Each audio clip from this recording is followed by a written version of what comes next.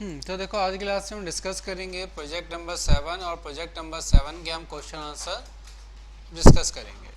तो सबसे पहले आपसे क्वेश्चन पूछा गया है, first step to open balance sheet. अगर हमको बैलेंस शीट ओपन करनी है तो बैलेंस शीट को ओपन करने के लिए हमें सबसे पहले करना क्या रहेगा, क्या स्टेप हमें फॉलो करने रहेंगे बैलेंस शीट को ओपन करने के लिए।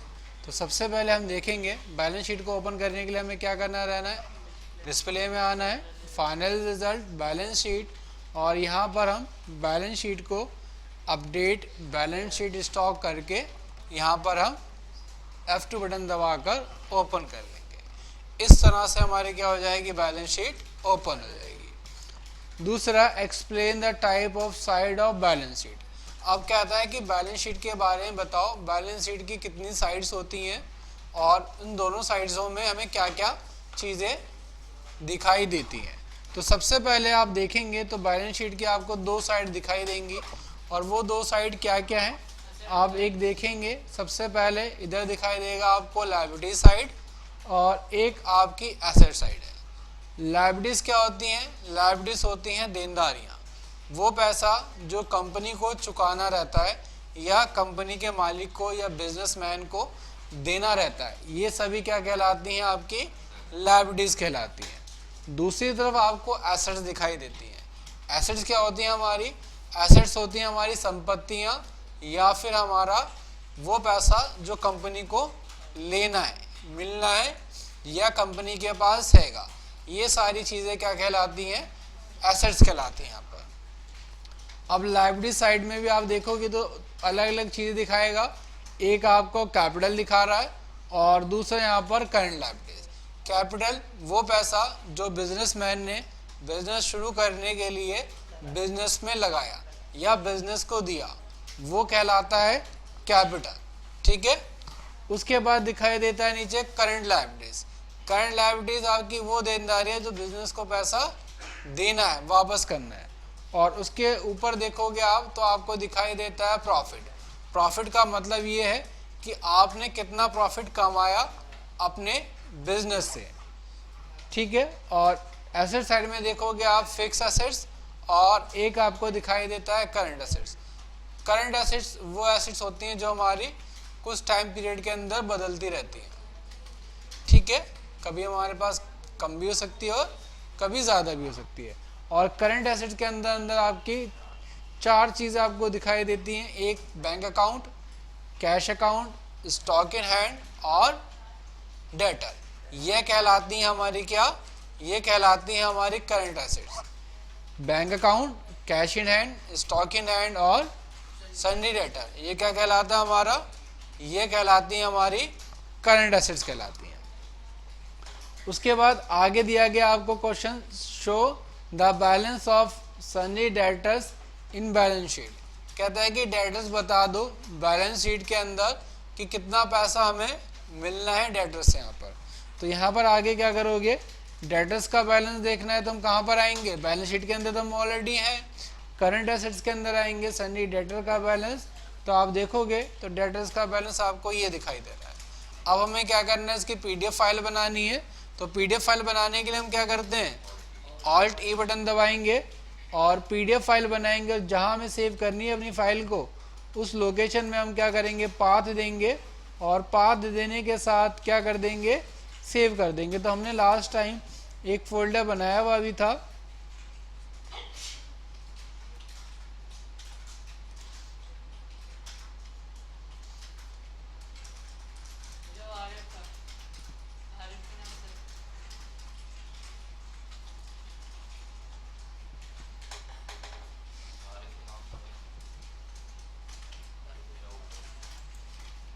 और प्रोजेक्ट 5, और अभी ये क्या है, 7 है, तो हमने यहाँ पर 7 में सेव कर दिया।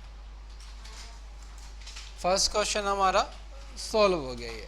उसके बाद फिर आगे क्या पूछा गया आपसे, आगे पूछा गया show the net profit. Net profit और एक होता है हमारा ग्रॉस प्रॉफिट। नेट प्रॉफिट और ग्रॉस प्रॉफिट में डिफरेंस क्या होता है, देखो अभी आपको क्या दिखा रहा है, प्रॉफिट फॉर द पीरियड, और प्रॉफिट फॉर द पीरियड क्या है आपका, प्रॉफिट फॉर द पीरियड है आपका अभी नेट प्रॉफिट। और लेकिन इसके ऊपर आप देखोगे आपको दिखा रहा है ग्रॉस प्रॉफिट। ग्रॉस प्रॉफिट और नेट प्रॉफिट होते क्या है? ग्रॉस प्रॉफिट और नेट प्रॉफिट देखो दोनों आपके अलग अलग होते हैं। अब मैं आपको एक एग्जांपल के थ्रू बताता हूँ इन दोनों में डिफरेंस क्या है। जैसे कि आपने कोई भी दुकान खोली और दुकान खोलने के साथ आपने जो सामान 10,000 का खरीदा था वो सामान आपने बेच दिया 20,000 रुपये का। प्रॉफिट कितने का हुआ? हमको 10,000 रुपये हमने सीधे कमा लिए और 10,000 हमने सीधे कमाए, ये कहलाता है हमारा ग्रॉस प्रॉफिट। लेकिन जब हम दुकान खोलते हैं या अपने कोई बिजनेस करते हैं तो हमें सीधा प्रॉफिट नहीं होता, उसके लिए हमें क्या करना पड़ता है? कुछ ना कुछ खर्चा आपको ज़रूर करना पड़ेगा। दुकान खोलने के साथ साथ बिजली का बिल देना पड़ेगा, आपने कोई स्टाफ रख रखा है उसकी सैलरी देनी पड़ेगी, आपको दुकान का किराया देना पड़ेगा, या और भी चीज़ें आपको दुकान चलाने के लिए करनी पड़ेंगी। बिना खर्चे के कभी भी बिजनेस नहीं हो चलता। खर्चा करोगे तभी बिजनेस आपका चलेगा, और खर्चा क्या करेगा? आपके बिजनेस को आपके प्रॉफिट को खर्चा क्या कर देता है? कम कर देता है। प्रॉफिट से क्या होगा? आपका खर्चा कम हो जाएगा। अगर आपने 10,000 रुपये कमाया, 10,000 कमाने में आपने 5,000 खर्च कर दिए तो आपने एक्चुअल में कितने पैसे कमाए हैं? एक्चुअल में आपने 5,000 रुपये कमाए, और जो आपने एक्चुअल में कमाया है वही क्या कहलाता है? आपका वही आपका नेट प्रॉफिट कहलाता है। ठीक है, खर्चों को घटाने के बाद जो पैसा बचेगा आपका वो क्या रहेगा? आपका वो रहेगा आपका नेट प्रॉफिट यहाँ पर। ठीक है, और इसकी पीडीएफ भी बनानी है तो हम क्या करेंगे? ऑल्ट टी बटन दबाकर इसकी भी पीडीएफ हम बना लेंगे। अगला क्वेश्चन क्या दिया गया आपको? Show the gross profit. तो नेट प्रॉफिट और ग्रॉस प्रॉफिट तो इसी क्वेश्चन के अंदर एक साथ ही सॉल्व हो जाएंगे। नेट प्रॉफिट भी दिखाएगा और आपको यहाँ पर ग्रॉस प्रॉफिट भी दिखाएगा। दोनों चीज़ें हमारी एक ही क्वेश्चन के अंदर सॉल्व होगी। उसके बाद कहता है list of type which appeared in liability side of balance sheet. अब लायबिलिटी साइड में कह रहा है कि क्या क्या चीज़ें दिखाता है। तो हमने कहा भाई लायबिलिटी साइड में हमें क्या क्या चीज़ें दिखा रहा है? हमने कहा एक तो प्रॉफिट फॉर द पीरियड दिखा रहा है, कैपिटल अकाउंट दिखा रहा है, करंट लायबिलिटीज दिखा रहा है। और अब हमें क्या करना है? पीडीएफ बनानी है। तो यहीं पर क्या कर लेंगे? ऑल्ट टी बटन दबाकर इसकी पीडीएफ बना लेंगे, और इसको जहाँ पर भी जिस किसी भी लोकेशन में हमें सेव करना है उस लोकेशन पर हम क्या कर देंगे? सेव कर देंगे। उसके बाद अगला क्वेश्चन पूछा गया है what type of term appeared in asset side. Asset side में हमें क्या क्या चीज़ें दिखाता है? तो एसेट साइड में हमको मालूम है एक तो फिक्स एसेट दिखाता है और करंट एसेट्स। और करंट एसेट्स में हमको क्या क्या चीज़ें दिखाता है? तो हमको मालूम है करंट एसेट्स में हमको दिखाता है bank account, cash in hand, stock in hand और सन्ड्री डेटर का बैलेंस। ये चार चीज़ें हमको किस में दिखाता है? करंट एसेट्स के अंदर दिखाई जाती हैं। तो इसके भी हमें क्या करना है? अगर पीडीएफ बनानी है तो ऑल्ट टी बटन दबाकर आप पीडीएफ बना लोगे, और जिस किसी भी लोकेशन के अंदर आपको सेव करना है उस लोकेशन पर आप पाथ देकर सेव कर दोगे। अगला क्वेश्चन क्या दिया गया आपको? What is the cash balance. अब कहता है कैश का बैलेंस क्या है आपके पास। तो कैश का बैलेंस देखने के लिए आप क्या करोगे? ऑल्ट बटन दबाओगे और क्या डाल दोगे? कैश। और कैश का जो बैलेंस आ रहा होगा वो बता दोगे कि हमारे पास कैश का बैलेंस ये आ रहा है। और ये बताने के बाद इसको भी आप क्या करोगे? ऑल्ट ई बटन दबाओगे, और ऑल्ट ई बटन दबाने के बाद जिस किसी भी लोकेशन में आपको इसे सेव करना है उस लोकेशन में आप क्या कर दोगे? इसको सेव कर देंगे यहाँ पर। ठीक है, आगे क्या दिया गया आपको? अगला क्वेश्चन पूछा गया what is the meaning of trial balance. Trial balance का मतलब क्या होता है? बस ये पूछा गया। ट्रायल बैलेंस वो बैलेंस हमारा ट्रायल बैलेंस हमारा होता है कि जिसके अंदर हमें सभी का क्लोजिंग बैलेंस दिखाया जाता है। जितने भी हमारे लेजर हैं, जितना भी हमने काम किया है, उनका जो भी क्लोजिंग बैलेंस है, यानी कि जो भी बचा हुआ बैलेंस है, वो हमको दिखाता है कहाँ पर? वो हमको दिखाता है ट्रायल बैलेंस के अंदर। और ट्रायल बैलेंस आपको मिलेगा फाइनल रिजल्ट के नीचे बैलेंस शीट, और यहाँ पर closing balance sheet, all account और ऑल्ट अकाउंट करोगे तो आपका क्या निकल कर आ जाएगा? आपका निकल कर आ जाएगा ट्रायल बैलेंस। उसके बाद आगे फिर कहता है शो सन्ड्री डेटर बैलेंस, नहीं, उसके बाद कहता है one day summary of transaction. तो one day summary of transaction का मतलब है कि डे बुक, एक दिन के अंदर हमने जो भी काम किया है वो बता दो। तो एक दिन के अंदर करा हुआ काम देखने के लिए आपको क्या करना रहेगा? आपको आना रहेगा अकाउंट बुक के अंदर और यहाँ मिलेगा आपको टॉपिक डे बुक, और डे बुक के अंदर आपसे पूछेगा क्या देखना है, कैश का बैलेंस देखना है बैंक का। तो हमने कहा नो, ना हमें कैश देखना है ना बैंक, हमें पूरा दिखा दो अभी तक हमने क्या काम किया है। तो जैसे आप डे बुक निकालोगे तो डे बुक के अंदर आपको सारी चीज़ें दिखाई देंगी। क्या क्या दिखाई देगा, अगर आपने परचेज किया हुआ तो परचेज, कॉन्ट्रा से एंट्री डाली तो कॉन्ट्रा, जनरल से एंट्री डाली तो जनरल से, सेल करिए तो सेल, परचेज रिटर्न है तो परचेज, और आपकी रिसिप्ट हो या पेमेंट, सारी एंट्री आपको एक साथ कहाँ मिलेंगी देखने के लिए, सारी एंट्री आपको एक साथ डे बुक के अंदर देखने के लिए मिल जाती हैं।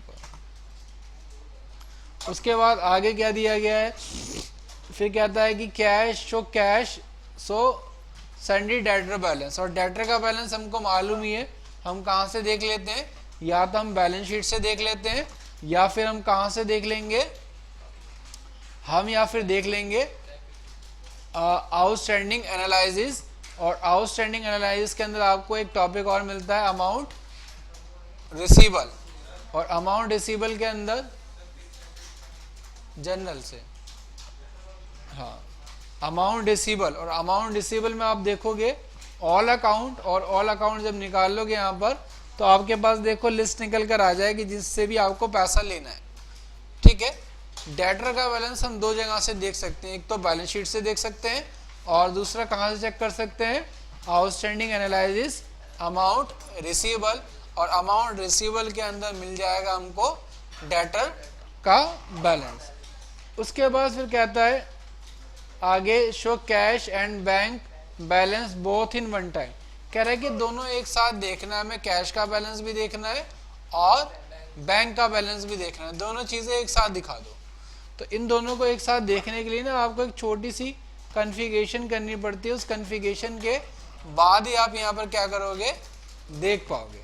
तो वो देखने के लिए आप क्या करोगे, आप आओगे कॉन्फ़िगरेशन के अंदर और यहाँ पर मिलेगा आपको एक कॉलमर रिपोर्ट। कॉलमर रिपोर्ट में आप आओगे कैश बैंक बुक, और कैश बैंक बुक के अंदर यहाँ पर मिलेगा आपको अकाउंट 1, तो पहले में 1 डाल दोगे कैश और दूसरे में डाल दोगे बैंक, और नीचे नहीं ऊपर करोगे, F2 बटन दबा के इसको सेव कर दोगे, और सेव करने के बाद अब आप आओगे डिस्प्ले के अंदर अकाउंट बुक, और यहाँ पर आ रहा होगा आपके पास कैश बुक और बैंक बुक, और सिंगल या मल्टी, तो हमने कहा मल्टी देखना है तो ओके करोगे। ओके करने के बाद जैसे यहाँ पर आप यस करोगे तो यहाँ पर अब आप देखोगे आपको दोनों एंट्री दिखा देगा, कैश की भी एंट्री दिखाएगा और बैंक की भी एंट्री दिखा देगा, दोनों एक साथ एक बार में दोनों एंट्री आपकी यहाँ पर आ जाएंगी। तो इस तरह से हम कैश बुक और बैंक बुक दोनों एक साथ ही यहाँ पर देख लेंगे। अगला क्वेश्चन हमको दिया गया शो जेजी इंटरप्राइजेस डे बुक। अब हमें एक पार्टी है जीजी, उसकी डे बुक देखनी है। तो पार्टी डे बुक देखने के लिए आपको क्या करना रहता है, आपको आना रहता है कहाँ पर, अकाउंट बुक के अंदर, और अकाउंट बुक के अंदर नीचे ऑप्शन मिलता है आपको पार्टी डे बुक, और जिस भी पार्टी का देखना है आपको, जीजी या एसी कोई भी है पार्टी, उस पार्टी का नाम डालो और एंटर करोगे तो क्या निकल कर आ जाएगा, आपको पार्टी की डे बुक निकल कर आ जाएगी। वो सभी पार्टी की डिटेल्स दिखा देगा जो भी आपने उस पार्टी से लेन देन किया यहाँ पर। ठीक है, और इसकी पीडीएफ बनानी है तो ऑल्ट बटन दबा के पीडीएफ बना लोगे, और जिस लोकेशन में हमको सेव करना है उस लोकेशन में हम क्या कर देंगे, सेव कर देंगे। आगे आपसे क्या पूछा गया, अब आपसे पूछा गया show सन्डी debtors balance with opening balance, closing balance, debit balance and credit balance. सब बैलेंस बता दो किसका, डेटर का। तो डेटर का बैलेंस हमको मालूम है, कहाँ से हम देखते हैं, बैलेंस शीट से, और बैलेंस शीट में अगर हमें डायरेक्ट ही यहीं से जाना है तो उसके लिए आपको अपने कीबोर्ड पर ऑल्ट के साथ बी बटन दबाना है। ऑल्ट बी बटन दबाओगे तो अब आप आ जाओगे अपडेट बैलेंस शीट स्टॉक, और यहाँ पर अब आप क्या करोगे, F2 बटन दबाओगे, और जैसे ही आप यहाँ पर F2 बटन दबाओगे तो क्या निकल कर आ जाएगी आपकी बैलेंस शीट, और बैलेंस शीट निकल के आने के बाद अब आप कहाँ पर आओगे, करंट एसेट्स, और हमको मालूम है डेटर्स का बैलेंस यही दिखाई देगा। तो यहाँ पर आप देखोगे डेबिट बैलेंस भी आ गया, क्रेडिट बैलेंस भी आ गया, और यही इसका क्लोजिंग बैलेंस भी होता है। ठीक है, डेबिट बैलेंस, क्रेडिट बैलेंस, और जो बचा हुआ बैलेंस रहता है वही क्लोजिंग बैलेंस भी कहलाता है। और अब आपको इसकी पीडीएफ बनानी है तो ऑल टी बटन दबाकर इसकी क्या कर लेंगे आप, यहाँ पर पीडीएफ बना लेंगे। यहाँ पर क्लियर हुआ कि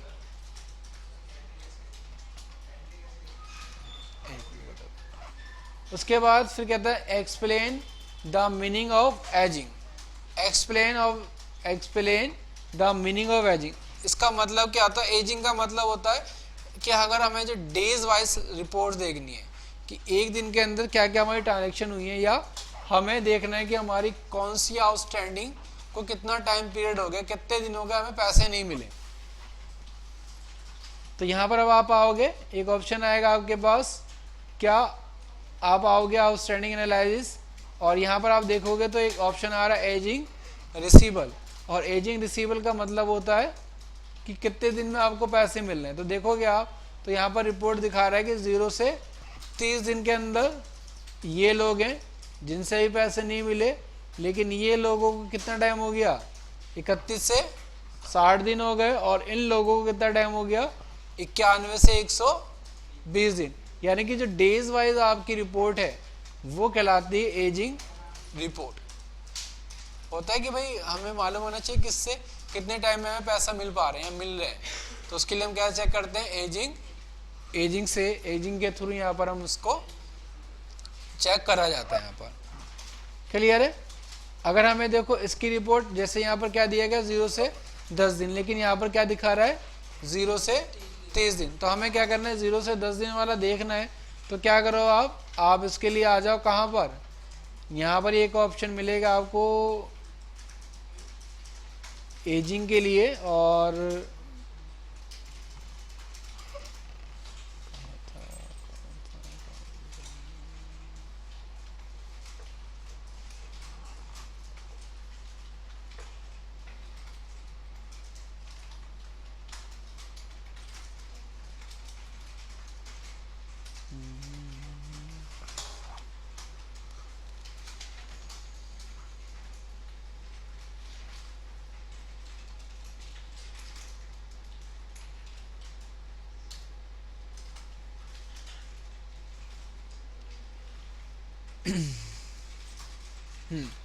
यहाँ पर आ जाएगा एजिंग एनालिसिस टाइम स्लैब।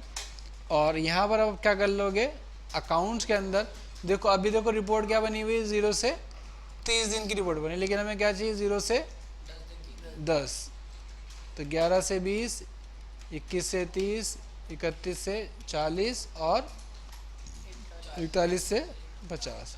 अभी आप इसको बढ़ाना चाहो तो बढ़ा, मैक्सिमम 5 कर सकते हो, मिनिमम आप 1 कर सकते हो यहाँ पर।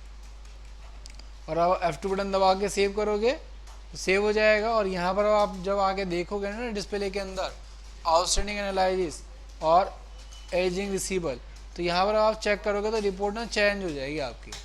अब 0 से 10 दिन वाला हिसाब किताब आ गया, 0 से 10 दिन, 11 से 20 दिन, 21 से 30 दिन, ये हम यहाँ पर चेक कर पाएंगे। तो ये टाइम पीरियड है कि हमें देखना है कि किसका कितने टाइम में पेमेंट आ जाती है। Show all outstanding balance bill wise, ये वाला क्वेश्चन रहने दो, ये हम जब टॉपिक डिस्कस करेंगे तब मैं इसके बारे में बताऊंगा।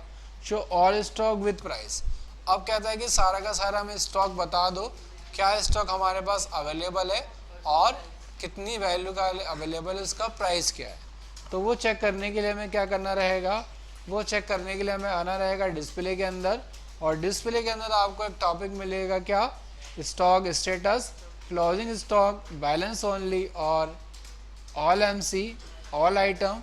और यहाँ पर हम क्या कर देंगे, शो वैल्यू ऑफ आइटम को यस करेंगे तो हमारे पास टोटल क्वांटिटी भी आ जाएगी और टोटल स्टॉक की वैल्यू भी आ जाएगी। हमारे पास टोटल स्टॉक की क्वांटिटी क्या है और टोटल हमारे पास स्टॉक की वैल्यू क्या है, दोनों चीज़ हम यहाँ पर देख पाएंगे।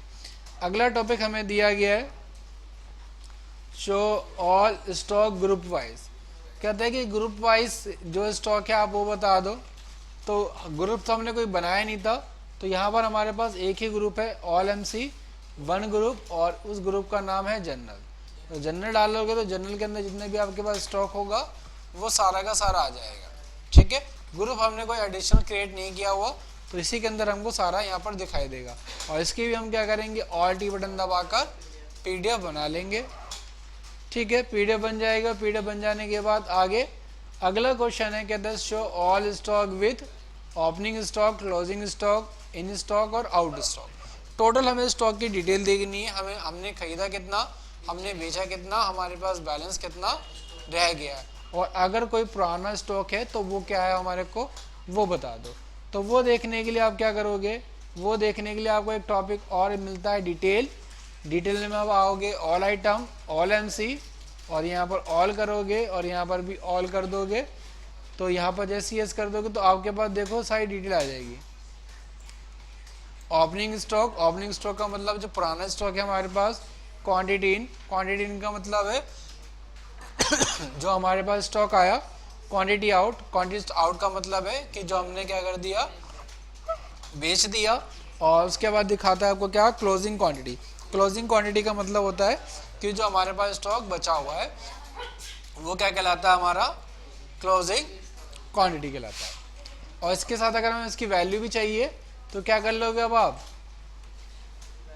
Show value of item yes करोगे तो उसके यहाँ पर टोटल वैल्यू भी आपको निकल कर आ जाएगी यहाँ पर। क्लियर है। और इसकी पीडीएफ बनानी है तो ऑल टी, और ऑल टी के साथ अगर इसकी पीडीएफ नहीं बनेगी तो हम क्या बना लेंगे, इसकी एक्सेल फाइल बना लेंगे। ठीक है, अगर पीडीएफ नहीं बन पाती तो क्या बना